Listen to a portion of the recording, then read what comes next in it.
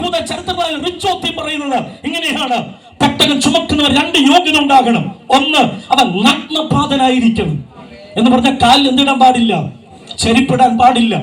രണ്ട്, അവൻ സാധാരണ വസ്ത്രം ധരിക്കാൻ പാടില്ല. അവൻ നേർമയുള്ള വെണ്മ വസ്ത്രം ധരിക്കണം. അതുകൊണ്ടാണ് ദാവീദ് രാജാവ് രാജവസ്ത്രം ഊരി വെച്ച് പഞ്ഞുനൂലങ്കി ധരിച്ച് ദൈവത്തിന്റെ പെട്ടകത്തിന് മുമ്പിൽ നൃത്തം ചെയ്തത്. അവർ ദൈവത്തിന്റെ പെട്ടകം ചുമക്കാൻ കാലിലെ ചെരിപ്പടിച്ചു മാറ്റി. അവർ നഗ്നമായി അവർ നേർമയുള്ള വസ്ത്രം ധരിച്ചിട്ട് നഗ്നപാദവുമായി അവർ യാത്ര തുടങ്ങുമ്പോൾ പെട്ടകമെടുത്ത് തോളിലേക്ക് വെച്ചു. നീ തലയൊന്ന് ഉയർത്തി നോക്കിയാൽ നീണ്ടു നിവർന്നു കിടക്കുന്ന മണൽക്കാടുകൾ. ഗൾഫ് രാജ്യത്ത് ചെന്നവർക്കറിയാം, മരുഭൂമിയിലാണ് പ്രയാണം. മണൽക്കാടുകൾ, മണൽക്കാടിന്റെ പ്രത്യേകത ചുട്ടു പഴുത്തിരിക്കുന്ന മണലുകൾ. പെട്ടകം തോളിലേറിയ പുരോഹിതന്മാർ പാദമെടുത്ത് മണലിലേക്ക് വെച്ചു.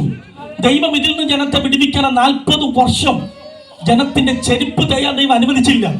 കാരണം ചവിട്ടുന്ന നിലത്തിന്റെ ഭീകരത തിരിച്ചറിഞ്ഞ ദൈവം 40 വർഷം കാലിലെ ചെരുപ്പ് തയ്യാൻ ദൈവം അനുവദിച്ചില്ല. ഞാൻ മനസ്സിലാക്കിയ ചെരുപ്പിന്റെ കനം കുറഞ്ഞാൽ ചുട്ട പടുത്ത മലരാരുണ്യത്തിന്റെ ചൂട് അവിടെ കാലിത്തട്ടാൻ സാധ്യത ഉണ്ടെന്ന് അറിഞ്ഞിട്ട് ദൈവം ചെരുപ്പിന്റെ കനം കുറച്ചില്ല. അതാണ് സാരാംശകത. എന്നാൽ പെട്ടകം ചുമക്കുന്ന പുരോഹിതൻ പറയാ, നീ കാലിലെ ചെരുപ്പ് അടിച്ചു കളയണം. ലോകക്കാർ പോലെ അല്ല നിനക്ക്. നീ അറിയാത്തൊരു പ്രൊട്ടക്ഷൻ എന്റെ സാന്നിധ്യം പെട്ടകം ചുമക്കുന്ന നിന്നോടുണ്ട്. കുഞ്ഞേ, ഓ ശകലറിയാം.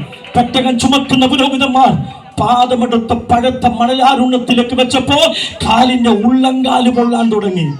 കാല് പുറകോട്ട് വലിക്കണമെന്നുണ്ട്, പക്ഷെ പറ്റില്ല. സർവഭൂമിയുടെ നിയമപ്പെട്ടകമാണ് എന്റെ തോളിന്മേലിരിക്കുന്നത്. കൂടിറങ്ങിയവർക്ക് ആർക്കും കിട്ടാത്ത ഭാഗ്യം എന്റെ മേൽ വെച്ചിട്ടുള്ളത് കൊണ്ട് അവന്റെ വേദന അവന് വേദനയായി തോന്നിയില്ല. പാദം മുൻപോട്ട് വെക്കുമ്പോ കാല് പുറകോട്ട് വലിക്കണമെന്നുണ്ട്, പറ്റില്ല. എന്നെ വിശ്വസ്തനെന്നെണ്ണി എന്റെ മേൽ പെട്ടകം വെച്ച ദൈവത്തിന്റെ കൃപയോർത്ത് അവൻ ദൈവത്തെ സ്തുതിക്കുന്നു. വേദന അനുഭവിക്കുന്ന അഭിഷക്തന്മാരോട് ആത്മാവിന്ന് രാത്രി ശക്തമായി പറയുന്നു, നിന്റെ വേദന തിരിച്ചറിയാൻ ആരും തയ്യാറായില്ലെങ്കിലും കുഞ്ഞെ, നീ വിശ്വസ്തനെന്ന് തോന്നിയിട്ട്